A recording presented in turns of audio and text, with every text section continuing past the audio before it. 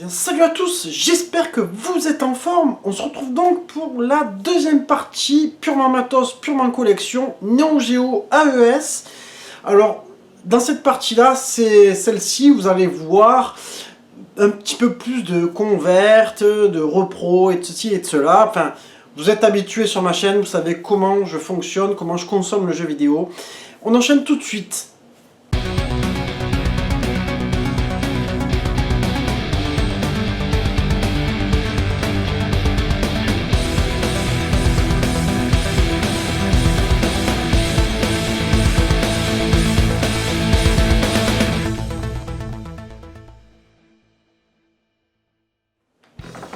Pour attaquer donc cette partie, j'ai choisi la licence World Heroes, le premier du nom ici, que j'ai en version japonaise et en excellent état, que j'avais pris à l'époque au magasin Toypad qu'on a chez nous.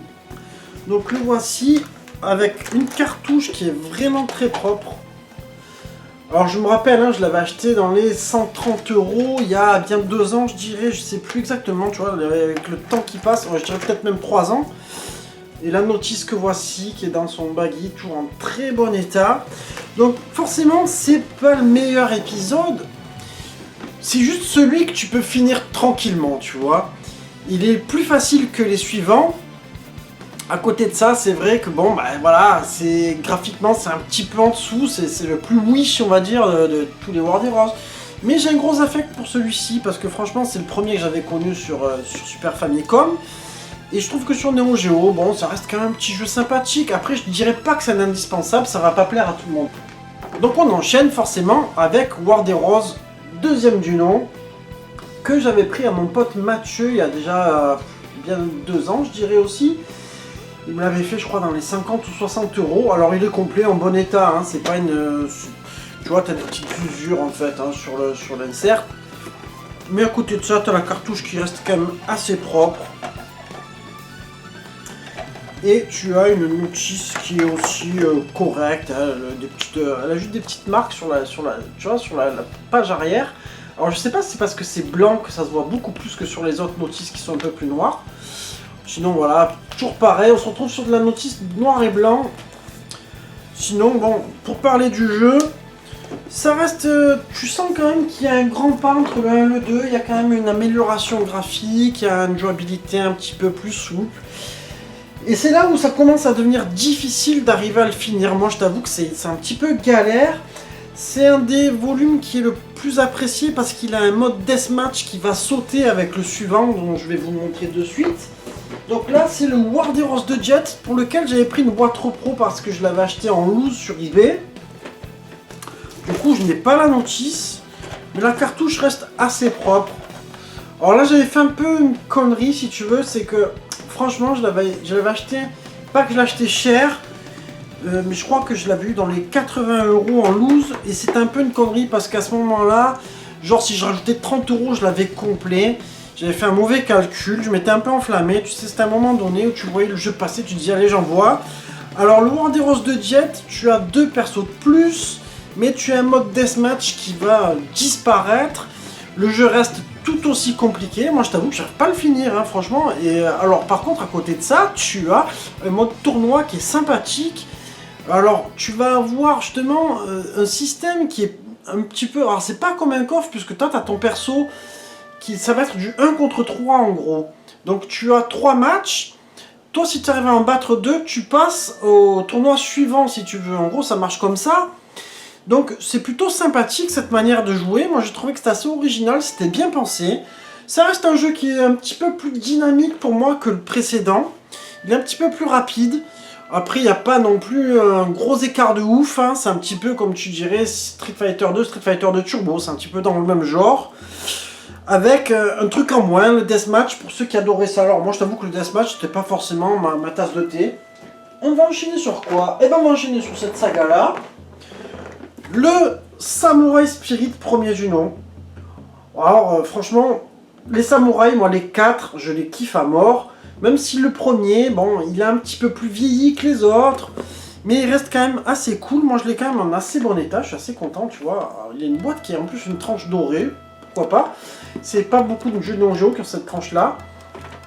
Alors, La cartouche reste assez propre et je trouve que l'étiquette est assez sympathique. Franchement, moi je trouve qu'elle est plutôt très jolie. Je sais pas ce que vous en pensez. Moi je trouve qu'elle, franchement, elle claque bien. Et tu as une notice, comme les premiers jeux Neo Geo, hein, les grands formats comme on avait à chaque fois. Bon, pareil, noir et blanc. Alors, un jeu qui reste quand même assez sympa à faire. Moi, je t'avoue que j'ai beaucoup de nostalgie, puisque moi j'avais connu la version Super Famicom, j'en ai souvent parlé. C'est encore un jeu que tu peux choper encore pas très cher, je pense dans les 50 balles au Japon, 60 balles dans ces eaux-là. Après, il faut rajouter les frais, bien sûr, donc il t'arrive ici peut-être un peu en dessous de 100 €. C'est vrai que je t'avoue qu'à l'époque, moi je l'avais eu pour 40. Bon, c'est comme ça. Et donc, le Samurai Spirits, ou alors Samurai Shodown 2, selon le titre que vous préférez. Alors celui-ci est quand même une belle avancée du premier. C'est souvent d'ailleurs, quand tu parles de cette saga-là, moi les gens ils parlent souvent, ils parlent du 2 et du 4. Alors le 2, moi je le trouve assez sympathique. Il a une ambiance qui reste très fidèle au premier, qui est dans le même style. T'as un peu plus de perso, c'est un petit peu plus joli graphiquement. Au niveau de la maniabilité, il me semble que c'est un petit peu plus souple.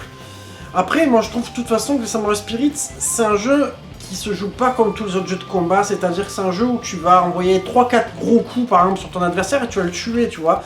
C'est pas un jeu où tu vas enchaîner 10 000 combos, c'est un jeu où ta vie elle peut tomber très vite. Et à côté de ça, tu as des coups spéciaux qui sont quand même difficiles à rentrer, hein. C'est pas aussi souple qu'un Street Fighter ou qu'un RBS. Mais en tout cas voilà, celui-ci c'est pareil, tu peux encore le trouver pour pas trop cher, peut-être en dessous de la barre des 100 € maintenant. C'est vrai qu'ils ont grimpé, hein. On arrive donc sur celui-ci que j'avais pris en boîte repro, je l'avais pris en boîte molle, le Samurai Spirit 3, qui pour moi est très très sympathique. Moi j'aime beaucoup parce que là, alors là graphiquement, t'as un cap qui a été franchi par rapport aux deux, je trouve, c'est pas énorme, mais tu sens qu'il y a une amélioration. Après, ils ont changé un petit peu le système de gameplay, si je dis pas de bêtises, maintenant tu as le bouton C dans celui-ci qui est le coup fort, alors que dans le 1 et le 2, tu appuies A plus B pour avoir le coup fort. Il a une ambiance un petit peu plus noire, je trouve, moi, que le 1 et le 2. J'aime beaucoup les stages, ils sont très très beaux. Alors, du coup, moi je crois que je vais... oui, j'ai la notice. J'ai la notice, puisque je l'avais acheté séparément. Alors, j'ai une cartouche qui reste en état assez propre. Je suis plutôt content. L'étiquette est plutôt sympathique, franchement. Bon, c'est pas aussi beau que le premier. Moi, je trouve que l'étiquette du premier était vraiment très belle. Et j'avais acheté une notice sur eBay, je l'avais acheté séparément, tu vois. Donc j'étais plutôt content de compléter mon set. Du coup, bon, il faudrait, pour bien faire, il faudrait une boîte dure originale. Mais bon, pour moi, ça me va très bien comme ça. Et on va arriver donc sur le Samurai Shodown ou Spirit 4. Qui pour moi est un jeu vraiment très sympathique aussi. Alors moi j'avais pris une boîte chez Neo Store, pareil en repro, tu vois. Puisque je l'avais trouvé en loose au Japon, vous avez vu certainement cette vidéo arrivage, et je l'avais trouvé vraiment pour pas cher. Pour moins de 100 balles il me semble. Mais enfin, tu vois, moins de 100 balles, tu dis c'est pas cher, non, en fait c'est cher pour un jeu quand même. Mais voilà, en état gamer, mais ce jeu là je crois que complet maintenant c'est entre 3 et 400, enfin c'est un truc de malade. Alors, c'est pas mon préféré. Celui-ci, par rapport au 3, tu as un peu plus de perso, tu as de très beaux décors. Et alors, tu as un gameplay qui va être un petit peu différent. Dans celui-ci, moi, je trouve que c'est justement un petit peu plus comme tous les autres jeux de combat, c'est-à-dire que la vie, elle tombe un peu plus progressivement, tu vois. Il y a quand même un effet comme ça, où tu retrouves un petit peu tes repères, dans le sens où ça devient un petit peu plus c'est pas Last Blade, mais tu te rapproches un petit peu quelque part, tu vois, dans le délire. Je sais pas si tu comprendras, mais en gros, voilà, tu vas pas perdre ton combat en 3 ou 4 coups. Alors, moi, ce sont les 4 samouraïs que j'ai donc sur la ES, j'ai pas le 5. Le Super Baseball 2020 que voici, un jeu de baseball complètement dingue qui se passe un petit peu dans le futur. Alors c'est marrant parce que 2020, nous on a passé la date, il n'y en a toujours pas de robots, tu vois, qui jouent au baseball. Alors ça peut être un petit peu dans un esprit futuriste à la, comment tu dirais, à la Speedball, quelque part. Ce jeu-là est peut-être un petit peu plus facile que le Baseball Star 2, qui lui est franchement... l'ordinateur, il est vraiment dégueulasse avec toi, quoi. Dès que tu mets un peu des points, il te défonce. Celui-ci, j'arrive un petit peu plus à jouer. Après, c'est un délire, hein, voilà, il est sorti aussi sur Super Famicom, j'en avais parlé, donc moi je l'avais trouvé sans la notice, mais en état assez correct, donc je suis plutôt content. Et je l'avais eu vraiment pour pas cher, j'avais eu pour 80 €, donc c'était vraiment un super coup. Après la boîte elle est pas nickel, tu vois qu'il y a la jaquette qui gondole un peu là aussi, c'est un truc de dingue, hein, tu comprends pas ce qui se passe. Et du coup, bon ben voilà, je te dirais que si tu aimes les jeux de baseball, tu peux t'aventurer sur celui-ci, ou sur le Baseball Star 2, qui reste excellent. Ensuite, un jeu que j'avais pris à un abonné, qui m'avait proposé ça. Alors, je crois que la jaquette, c'était une petite repro qu'il avait fait, mais franchement, elle est assez propre. C'est le Free Combat, qui s'appelle Fire Suplex au Japon. Alors, un jeu de catch. Alors moi, c'est tout simplement, c'est DGX qui m'avait mis un peu le truc quand j'ai vu sa vidéo sur ce jeu. Je me suis dit, allez, pourquoi pas, ça change des versus fighting.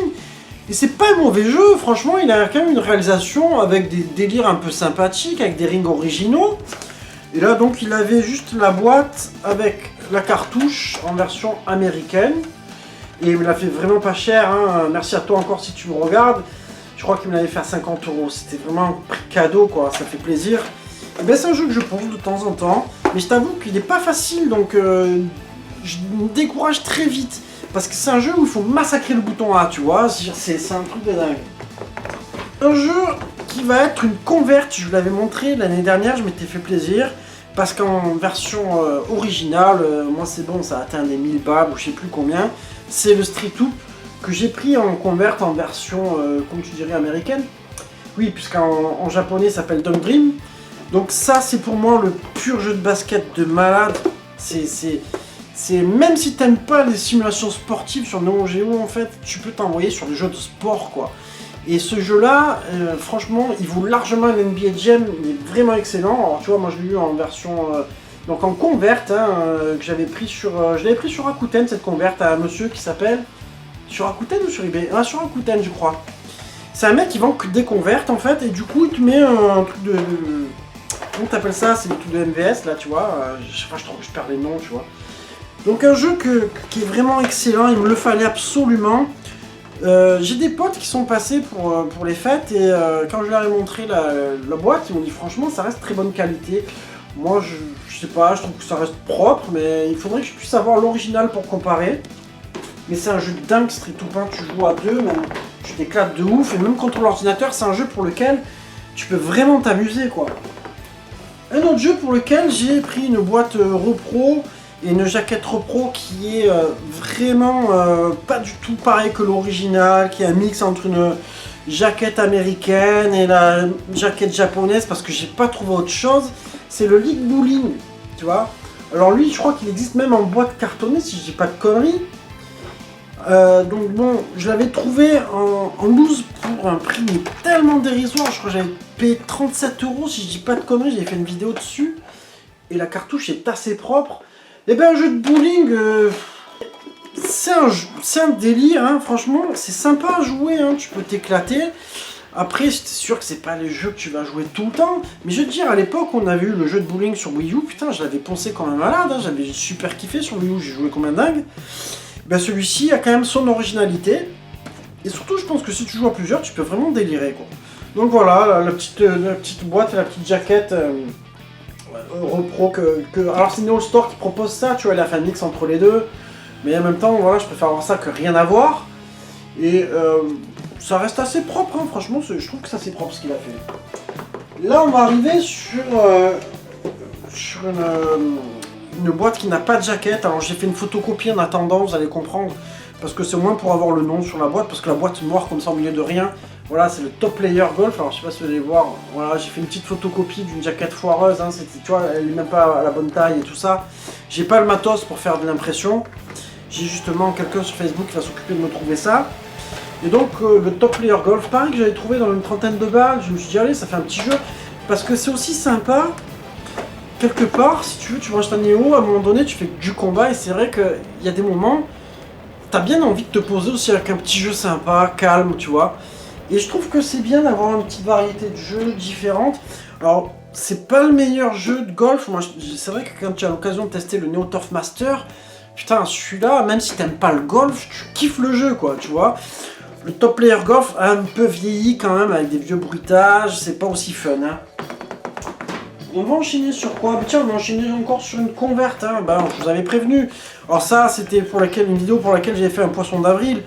Ma fameuse Metal Slug coréenne, tu vois. Alors bon, ben voilà, Metal Slug, à un moment donné, je me sentais de prendre une converte, mais je t'avoue que mettre 300 balles dans une converte, ça me fait mal, tu vois. Mettre 150, allez, ça va, de temps en temps, tu t'en prends une pour les jeux vraiment que tu voudrais. Moi, je voulais vraiment avoir au moins le 1, tu vois. Je vais vous raconter, je sais plus si je l'avais expliqué. En fait, j'avais reçu la cartouche, donc voilà, ça c'est l'étiquette. Et en fait, elle ne fonctionnait pas. Je la mettais dans la machine, impossible à faire fonctionner. Je me dis putain, merde, c'est pas possible.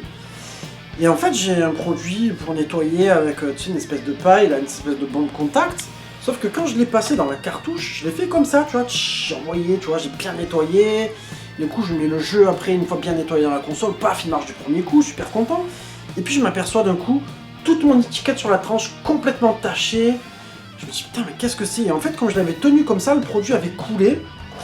Et donc, du coup, j'ai racheté une étiquette que j'ai trouvée à 5 balles sur eBay, tu vois, voilà, qui fait le taf pour une converte, hein, on va pas faire le fou. Et donc, assez content, parce que sinon, d'un autre côté, le jeu marche très bien.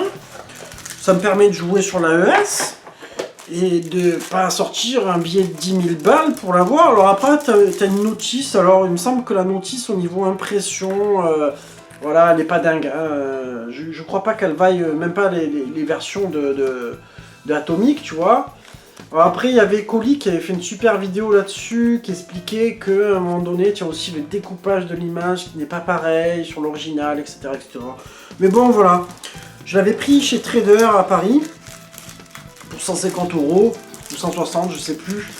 Et bon, voilà, ça reste assez correct. Hein. Après, je t'avoue que j'ai été choqué, mais ces boîtes-là, c'est des boîtes que tu vois même sur les jeux.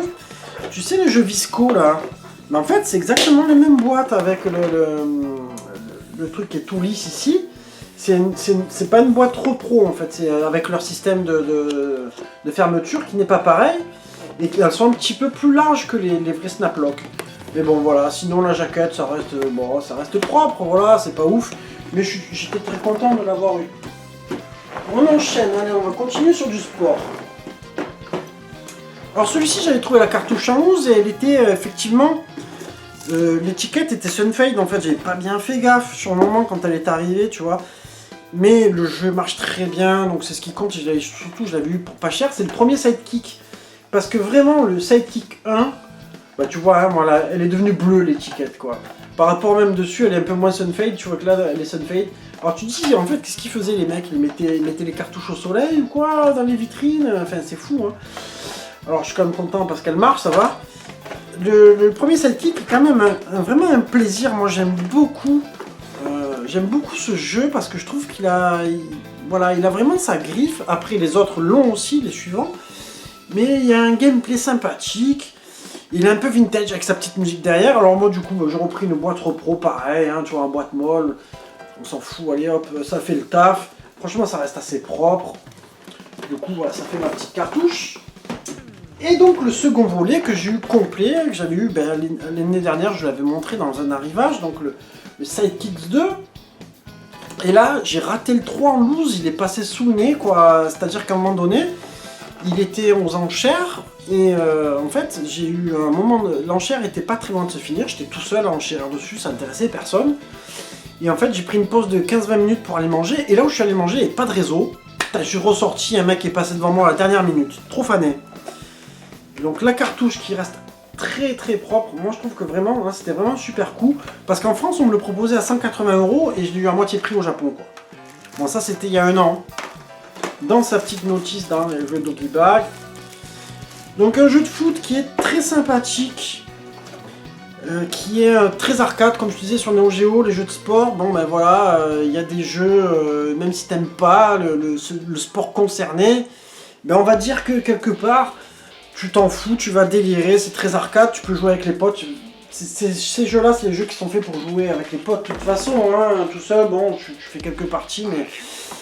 Le plus gros délire, c'est de faire des tournois avec les potes qui viennent à la maison, tu commandes les pizzas et on avance. Alors, du coup, on va arriver sur un jeu que j'ai reçu récemment dans l'arrivage, mais il fait partie de cette vidéo collection. C'est le Last Blade premier du nom, pour laquelle j'ai pris une boîte repro, hein, j'avais expliqué. Donc, ouais, ça reste assez propre quand même le travail de chez No Store. T'as juste le plastique, je trouve, sur les boîtes repro qui est un petit peu plus, comment dire, il est un peu moins opaque en fait quelque part, tu vois, il est un petit peu plus flou, je sais pas comment te dire. Mais bon, ça va, ça reste assez cool. Donc la cartouche, je l'avais montré, elle était un peu plus en état gamer, quoi, elle a des marques, etc. Mais celui-ci marche, donc impeccable. D'ailleurs, je crois que c'est le jeu que j'ai payé le plus cher de toute ma collection, puisque là, j'ai déboursé 220 ou 210 euros. Et c'est vrai qu'en général, je dépassais pas les 150 euros pour la Neo Geo. Mais celui-ci, il fallait vraiment, c'était vraiment sur ma wishlist, il se faisait trop tarder. Et là, il est passé sous le nez. Je peux pas ne pas le prendre. Il faut bien à un moment donné que je me saigne un petit peu plus, j'aurai pas d'affaire. Et du coup, on va finir en beauté sur le Last Blade 2 pour lequel je vous avais pas montré, j'avais pris une boîte repro aussi, du coup j'ai profité pour les prendre les deux en même temps. Puis ça fait un moment que je l'avais, mais je l'avais gardé loose. Alors là, avec le blanc, ça passe un petit peu plus joli, je trouve. Et celui-ci, pour ceux qui sont pas au courant, et pour ceux qui sont au courant, je vais rappeler un petit peu l'histoire. Je vais remercier en même temps mon poteau qui me l'a réparé, Stéphane, sur Facebook, Stéphane Douardanec, qui est un as de la Neo Geo. Si vous avez des problèmes de panne, ce genre de choses, sur votre console, sur des cartouches, contactez-le parce que lui, franchement, il est très très professionnel, il est très sympa en plus. Et donc voilà, alors l'étiquette n'est pas nickel, hein, mais celui-ci, je l'ai vu aux enchères, elle est plus dingue parce que je m'étais battu pour l'avoir, parce que j'étais pas tout seul à enchérir pour l'avoir. Et quand je l'ai reçu, qu'après un moment, j'ai pas pu le tester de suite et que je le mets dans la console et qu'il marche pas, là j'ai flippé. Donc il y avait une puce propriétaire qui avait flanché. Et ce gentil Stéphane me l'a réparé. Et encore merci à toi parce que le jeu marche toujours du premier coup, c'est nickel. Et franchement, tu m'as sauvé la life parce que là, c'était 150 balles que j'aurais eu dans les dents. Et du coup, voilà, j'ai mis Last Blade Neo Geo, je suis très content. Alors c'est marrant parce que pour en reparler de Last Blade, j'étais très fan du 2 quand je les ai connus, parce que les Last Blade, je les ai connus tardivement. Le 2 m'avait complètement possédé, et j'avais toujours tendance à dire ouais, il a plus de perso, il est mieux, etc. Et avec le recul, je prends finalement l'avis des autres comme Kirito, je prends plutôt ce côté-là en disant je préfère le 1. Le 1, je trouve qu'il a une atmosphère un petit peu plus noire, il a quand même une ambiance qui n'est pas dans le 2, même s'il y a moins de personnages, mais les deux restent quand même des perles rares, enfin des beautés, des chefs-d'œuvre de dingue, on dirait des dessins animés ces jeux-là. Dans les jeux de combat un petit peu avec des armes blanches, je te dirais, je crois que Samurai Spirit et Last Blade sont vraiment des hits. Sont vraiment leur ambiance, qui sont travaillés avec des musiques de dingue. Et c'est des jeux qui maintenant, si tu les veux en complet, très bon état, putain ça fait mal au cul. Hein. Enfin voilà, on arrive sur la fin de cette fameuse collection AES. Il y a un seul jeu, je fais le récap. Là, à ce jour où je tourne la vidéo, il y a un jeu qui n'est pas arrivé encore, ce sera le Baseball Star 2, oui, parce que j'ai fini par le trouver, le jour même où j'ai fait cette vidéo. Donc c'est un hasard. L'autre fois j'avais fait une vidéo arrivage où d'un coup le même jour j'avais trouvé le Last Blade 2, enfin il y a eu tout ça, le KOF 99. Enfin voilà, j'espère que ces deux vidéos là vous auront plu, j'essaie de faire ça un petit peu à la cool, tu vois, sans prendre la tête. Alors il est vrai que moi je suis très critiquable sur l'aspect collection parce que j'ai pas des pièces qui sont mint, j'ai pas des jeux complets, j'ai des jeux que j'achète pour jouer avant tout et pour collectionner dans un second plan. Il est vrai que j'aime bien après les avoir dans les boîtes, ranger c'est propre plutôt que d'avoir les cartouches qui traînent comme ça, tu vois. Mais j'ai pas une collection comme Colic Fantastic ou comme Gang Geek Style, qui ont vraiment des belles pièces et surtout ils en ont sur Neo, ils en ont 3 fois plus que moi. Moi il me reste encore, je pense, après quelques jeux que je vais viser. Alors maintenant qu'il y a le Baseball Star 2, je recherche toujours le KOF 2000 en loose si j'arrive à le choper. À un moment donné, il y en a un qui est passé, mais j'étais pas dispo. Il y a eu un RB2 aussi qui m'est passé sous le nez. Peut-être que je prendrai un Garou si j'arrive à en trouver un d'occasion, en converte. Tu vois, j'ai pas envie de mettre 300 balles dans une converte en fait. Je trouve ça, putain, ça m'énerve un peu, tu vois. Et après, peut-être trouver avec un peu de chance. Il me manquerait, j'aimerais bien avoir un petit beat'em all sur la Neo pour avoir pour avoir un jeu un peu qui diffère, parce que c'est sympathique d'avoir ça aussi, et peut-être un shoot, mais ça on verra plus tard, je sais pas encore.